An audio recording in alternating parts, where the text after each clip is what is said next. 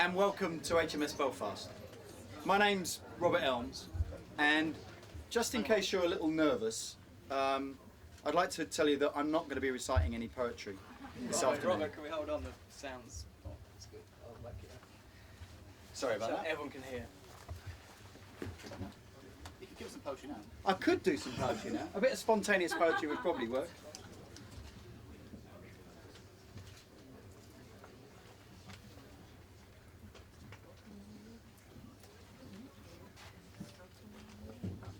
How are we doing now? Is that better? That's better. Right, and I'll sort of do that again without the pun. Welcome to HMS Belfast. I am Robert H.M.S. And the poetry, well, we'll see. I was last here 29 years ago. Sorry. Let's try the other one. Is that better? Yes. That's better. I won't tell you who I am again. I will tell you though that 29 years ago, almost to the week, was the last time I was in this room. And I was here with 5 overdressed Herberts from Islington who were causing a considerable fuss at the time. I think they played 4 gigs before this one, all of them in kind of bizarre settings, all of them in even more bizarre costumes. And there has rarely been a buzz like it before, or I would suggest since. The whole world wanted to get on board this boat on that night.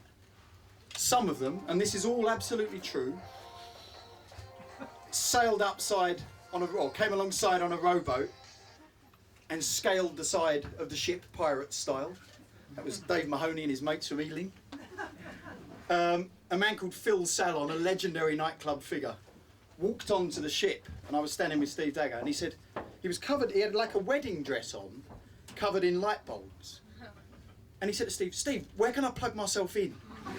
And he walked on, and he says, Audrey, found a plug, and lit himself up. And Spandau lit up London that night.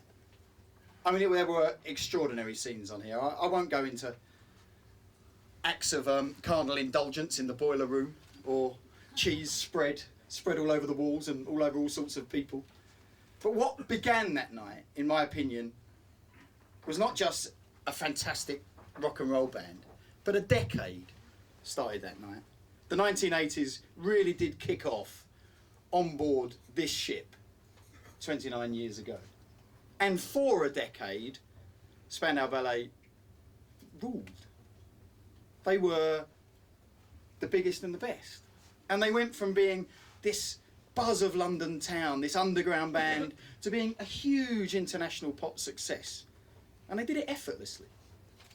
And they did it with songs that all of us can remember to this day.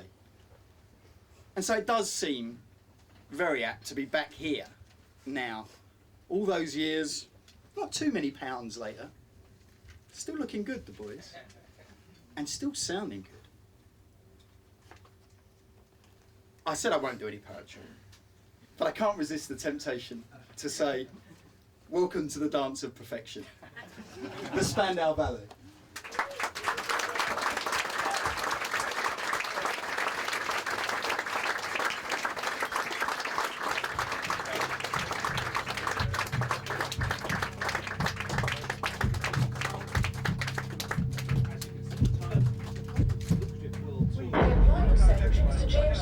Got a rowdy reception when he opened the debate on unemployment, now running at 2,680,000. Mr. Pryor said the government was extremely concerned. At the same time, police were struggling. They did not have enough men to cope with the situation. Emergency calls are made to police officers. Former Beatle, who was 40, was hit by several bullets as he and his wife, Yoko Ono, were returning from a recording. The Prime Minister says about 250.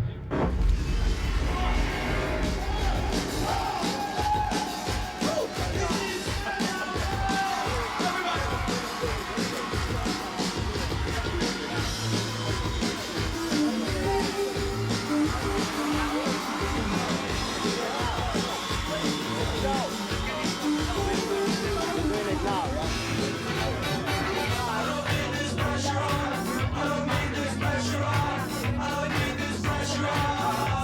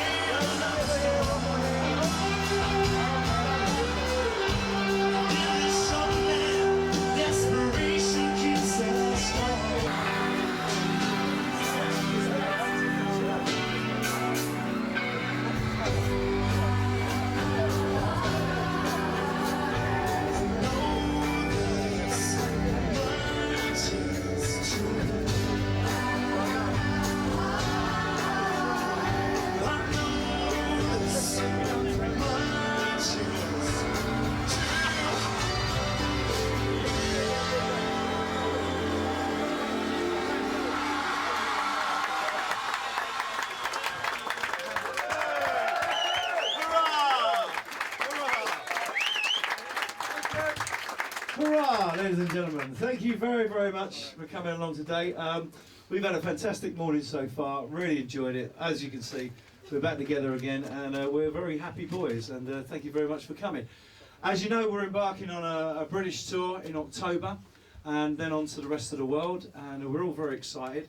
We've had a rehearsal which sounded $1 million. The dates that we're playing in October 2009, obviously, 13th of October, the O2 in Dublin. Hey! The 14th is the Odyssey Arena in Belfast. 16th is the Sheffield Arena. 17th, Glasgow SECC. 20th, London O2 Arena. 24th, Birmingham NEC. 26th, Metro Radio Arena, Newcastle. And the 28th of October, Manchester Men Arena. And the tickets are on sale. Oh God, they've been on sale for 5 minutes already. And you can only get them on SpandauBallet.com. And so, once again, thank you very much for coming. And if you'd like to ask us any questions, we'll be happy to answer any of them, as long as they're not too embarrassing. Hi there, Alex Brassett Harknett, BBC. Is it true that your first TV performance will be on Friday night with Jonathan Ross? And if so, what songs are we likely to hear and when's it going to be?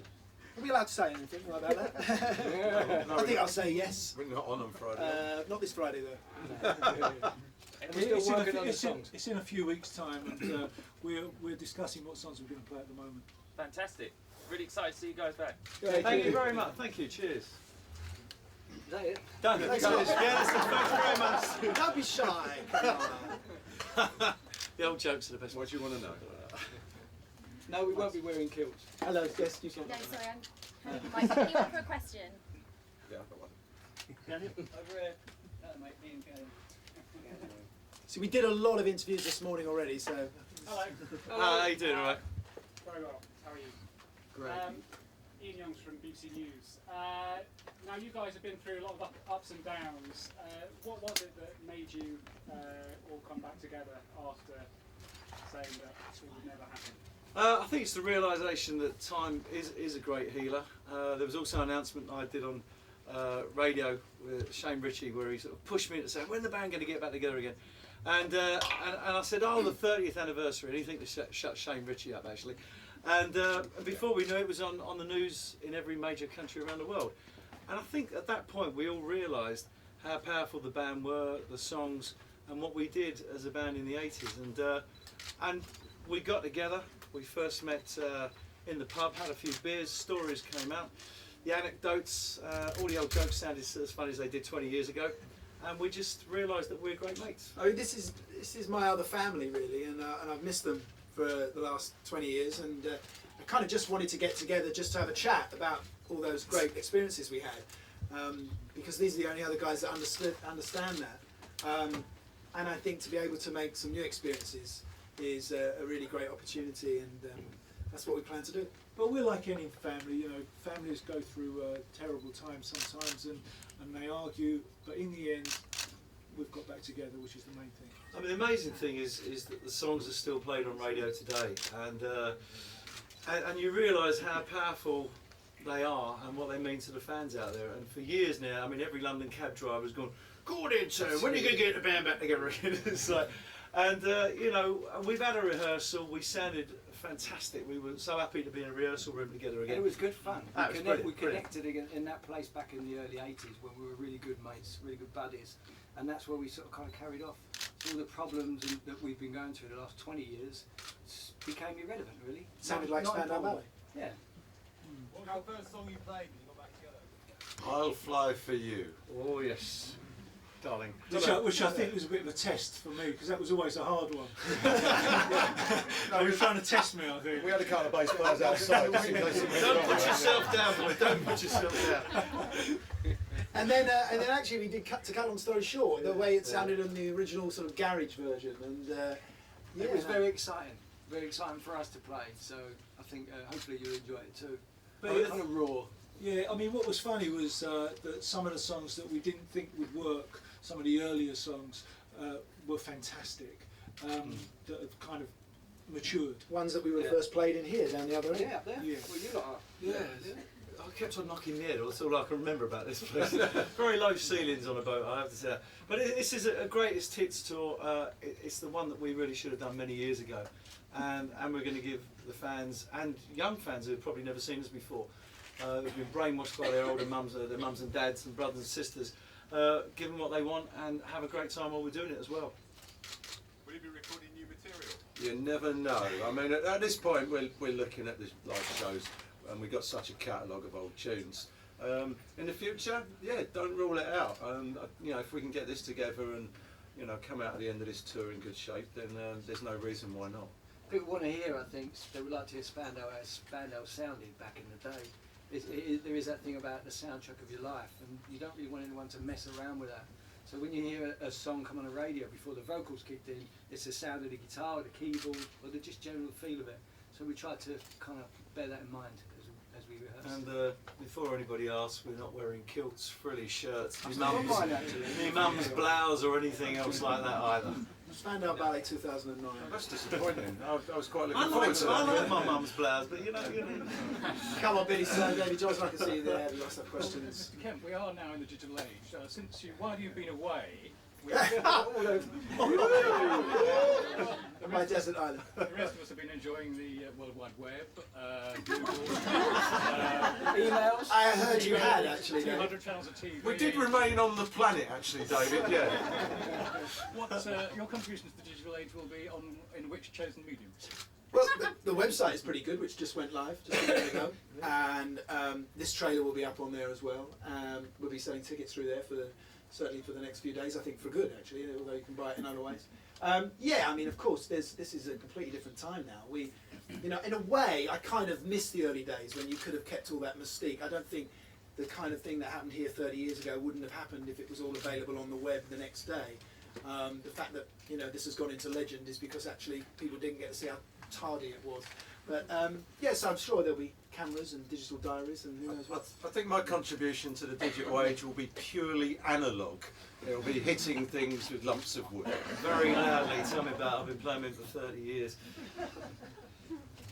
Has anything changed over the position of royalties? Ooh, contentious. Oh, That's contentious. Yeah, Gary's given them all to me. A private matter, I think. We can have a divvy up after this. All right. Colin Patterson, 5 Live. What do you make of the current pop scene? We're watching that. Oh, sorry. When we're watching that film. Yeah, go on, Colin, I can see it. The current pop scene, when we're watching that DVD, it looks like a different world. You don't get pop bands doing now what you were doing then. What's changed? And are there any bands around now that you rate? Oh, there's loads. I mean, Killers, bands like Kaiser Chiefs, lovely Killers. I mean, they're not that good different bands. to us. They play real music. They're real musicians. Proper and they bands. play proper pop rock songs. So, Spice Girls. I don't think MGMT, Florence and the Machine. Yeah, there's a lot of good bands, but it's actually very, they do sound a lot like what we were doing all those years ago now. So I think there's actually nicked quite a it, good haven't time they? for Yeah. us to pop back out. So I think we'll slot in perfectly. I think people like to see people play instruments and perform on stage, and we do that well. So. I mean, it might be a digital age, but at the end of the day, It's we drums, bass, I guitar, think it's about sax, chemistry, and if the chemistry and we're getting on, we bring that energy to a show, and people feed off of that, and that's what we proved out to ourselves with the rehearsals. So we're very excited about moving forward and gigging together. Sunday Express, David Stevenson. What do your respective kids think about it? Do you think you'll sort of get the cool factor with them? They all want to be the support band, I think, at the moment. There's about 4 bands between Yeah, my our mate's in a children. band as well, yeah. Dad, can I come support your window? They love it. I think mine are just concerned about what I'm going to wear in case I embarrass them. But no, they love it. All the families. It'll be good for everyone. Actually, it's really supportive of parents to embarrass their children. I mean, my daughter was born 2 weeks after the last Spandau Ballet gig, so she's never seen us, so she's looking forward to it. And yeah, up at uni, she's got a load of guys who sing Gold every time they see her. Hey, your dad. So she's sort of getting it, and yeah, I think she's mad for it. Actually, about 2 years ago, my son and Tony's son actually got together secretly in a pub and said, "How can we persuade our dads to do this?" That's true. You remember that, yeah. Hello. Hello. Hello. You can't see me, but this is Beverly from the Sunday Express. But you'll remember me as Betty Page. Hello.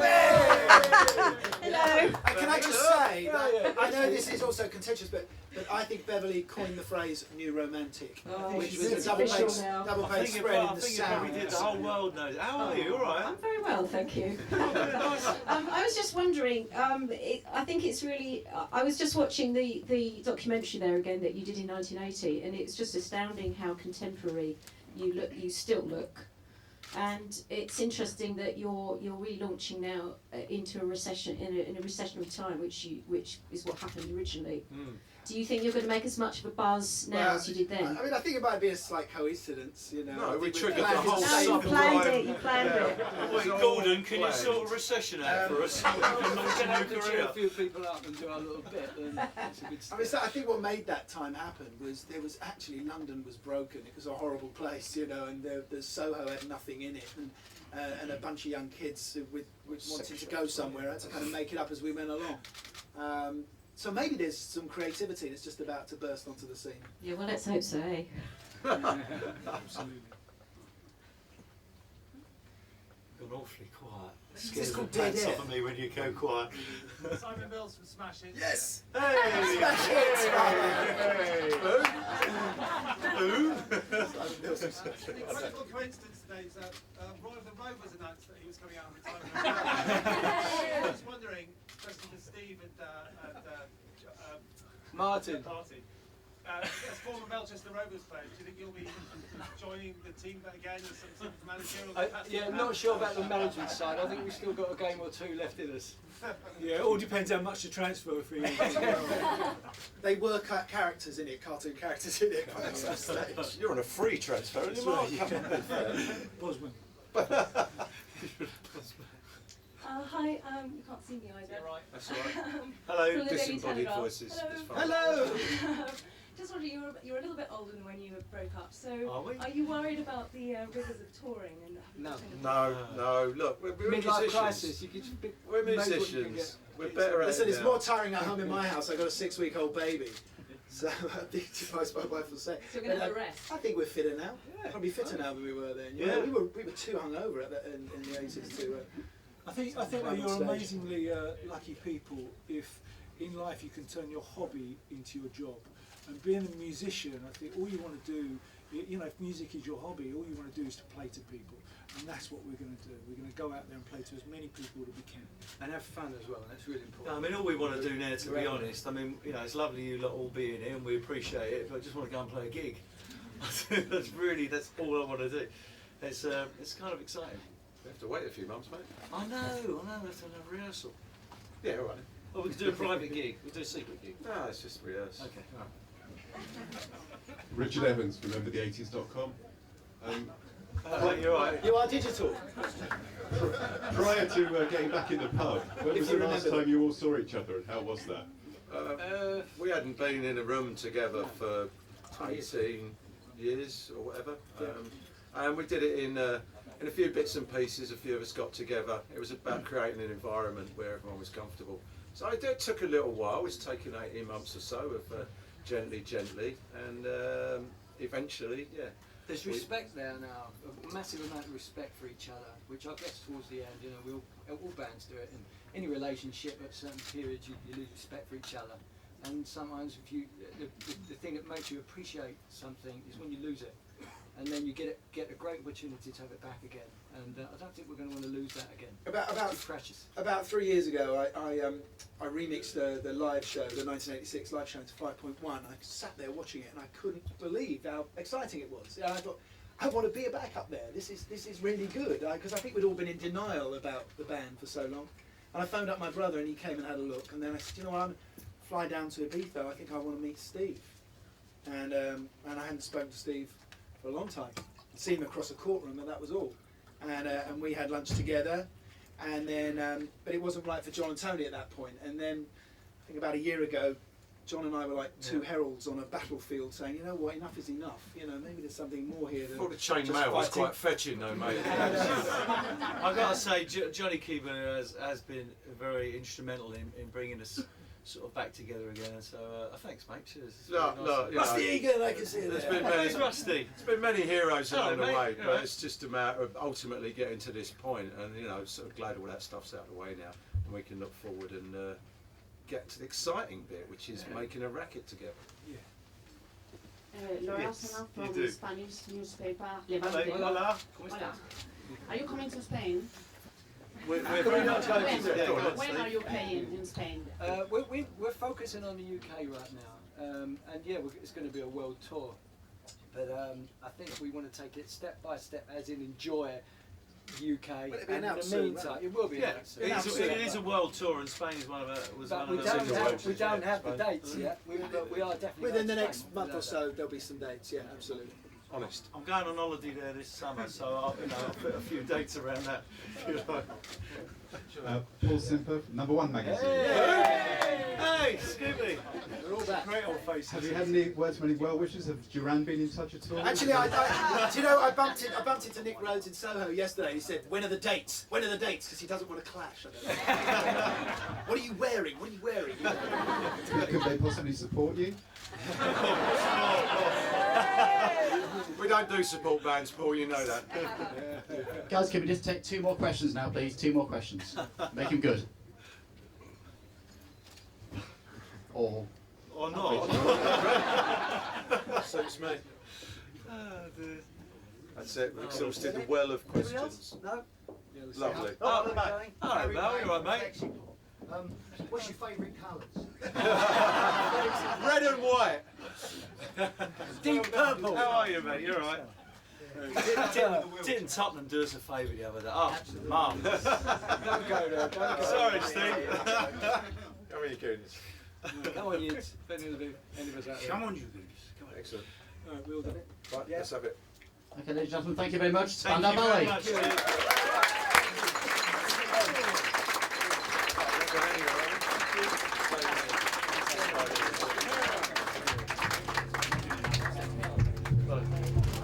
Super. Oh,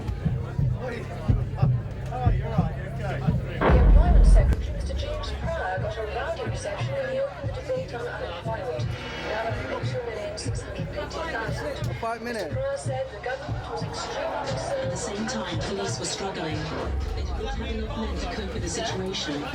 Emergency calls are made to police Former people who was 40 was hit by several bullets as he and his wife Yoko Ono were returning home. The Prime Minister says about 250.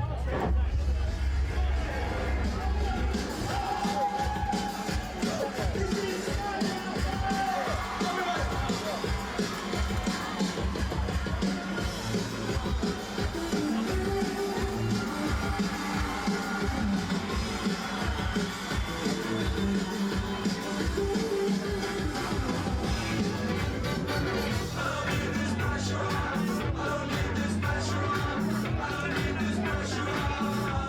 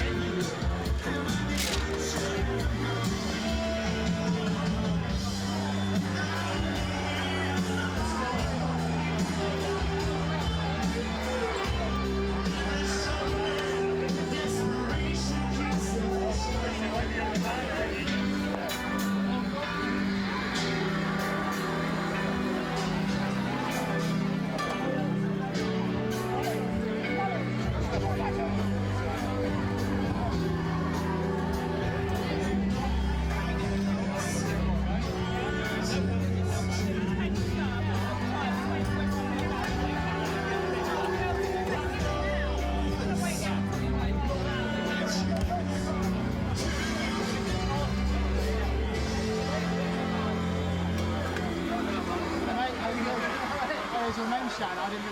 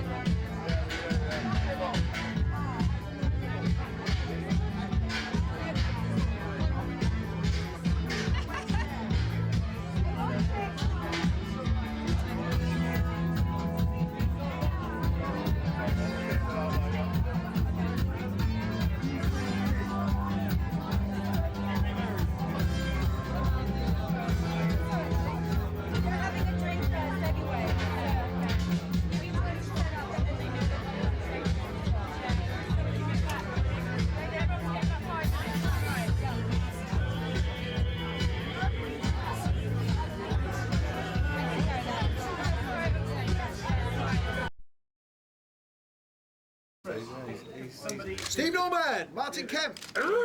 Missing 2 band members. You're filming, which is basically the first camera crew here. So who's meant to be filming these? I've got. Okay, guys, just quick photos here. Use the photographers here. Look around the eyes. Where's my two chiclets? Just a bit of Vaseline around that lens. Guys, just angle everything. And this way again. Okay. Do one sitting as well.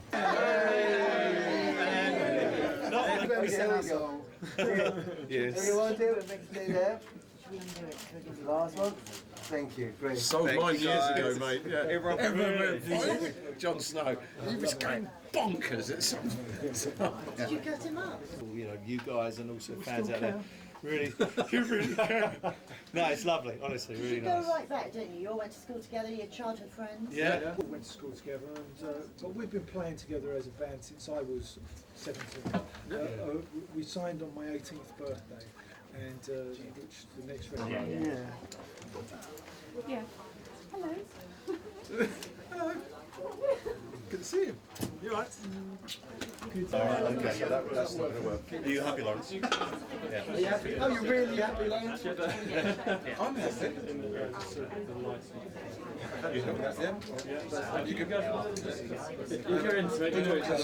It's like being in a wall or something. Hang on, I'm just going to do that in a minute. A bit of engineering by various people.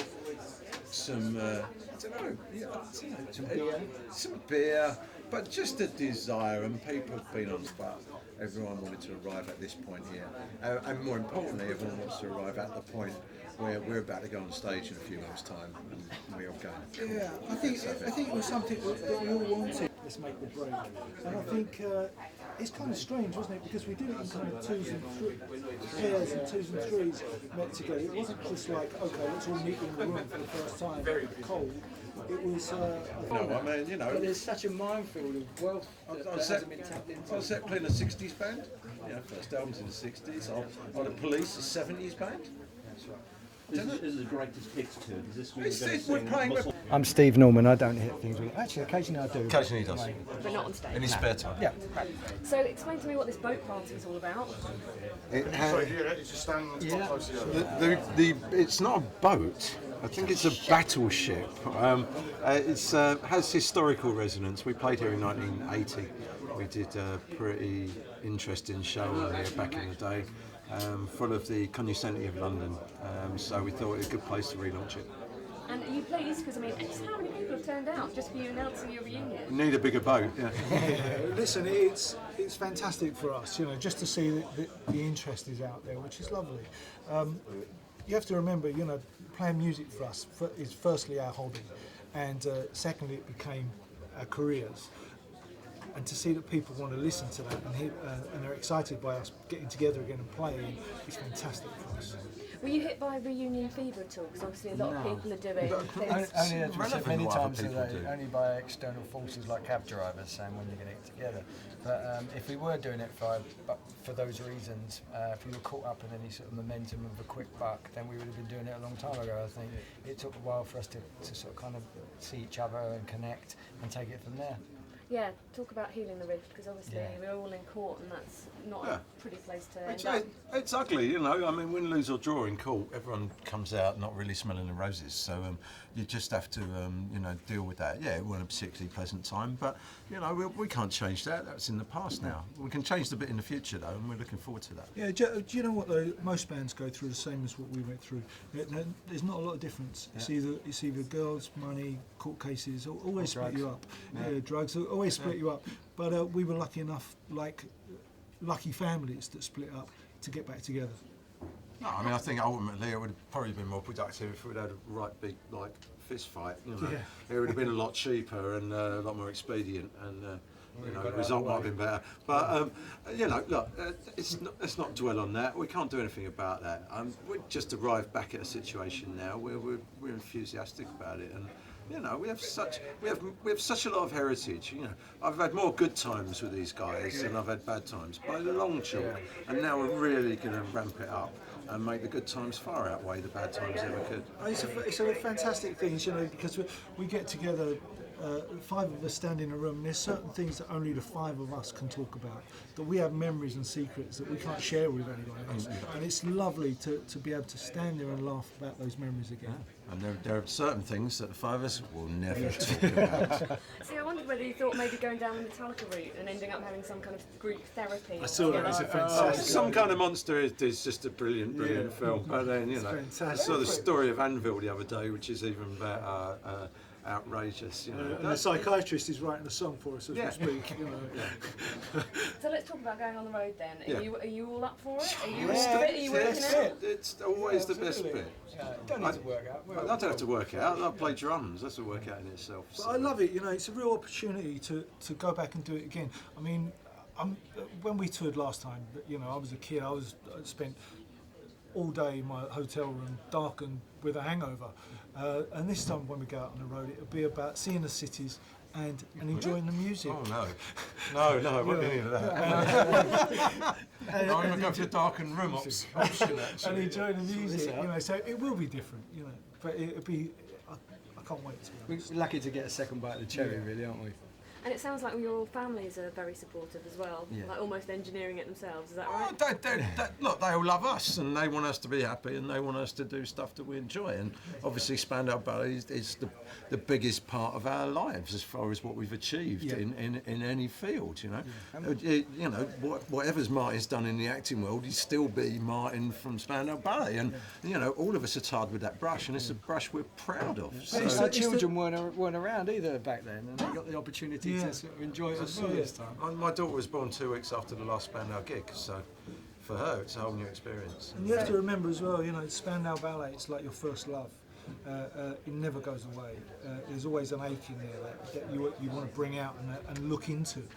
And so it's fantastic we've got an opportunity to look into it again. 2 key questions left. Costumes, what are you going to be wearing? Yes. That's something we haven't, to be honest, it's so low down on our list that it's only high on everybody else's list. You know, we're grown men, we've been through all those ups and downs of fashion, but I think that experience of going through that fashion makes you kind of clothes conscious in a way for the rest of your life. If there's a demand out there, I'll put the kilt on. Come on, there's a demand. Phone in now. I'm going to vote for that, mate. I'll get my legs out. There's a bit of an 80s revival, isn't there? I mean, people are wearing 80s fashion now, you know, very seriously. But they're not younger than we are now, so you know, I think it'd be a bit ridiculous. We arrived back at this point, and as you say, there is a lot of stuff. You look down the high street and think, oh, that looks familiar. And there's a lot of music, there's a lot of electro stuff going on. We're in a period of recession again. Yeah, it's perfect timing. Final question. Rumours of how much money you guys are going to make from this? 40 quid each. 40 quid cash. You know what? That's after this. Yeah. Do you know what? Cash. It really doesn't matter for me. It is purely about the excitement of getting back together with these guys and playing some music, because you've got to remember, music for us, that was a hobby for me, and now I'm turning it into a job once again. That is success. It's just that you've got so many fans and people are going to pay through the nose to see you guys. You guys are going to make a fortune, surely. Well, I don't know. I mean, for me, it's all about the music, obviously, and the 40 quid. Yeah. That's lovely, thank you very much. Get 40 quid at the end of the day. Yeah. It's cash. Thank you very much. No checks. Yeah, cash, no. It was cash, wasn't it? That was the Yeah. first wage, 40 quid. Yeah. In the end.